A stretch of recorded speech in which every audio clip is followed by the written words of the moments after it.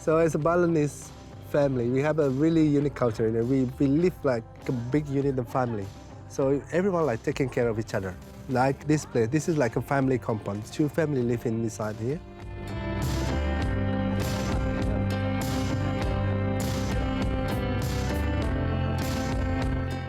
Sometimes they cook in the one place and they share all the meat, all the anything, the food, everything with everyone.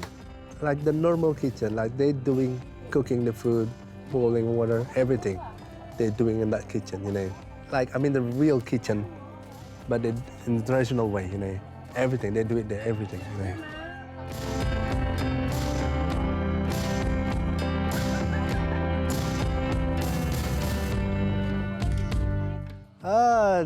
That's the guy is the tofu seller.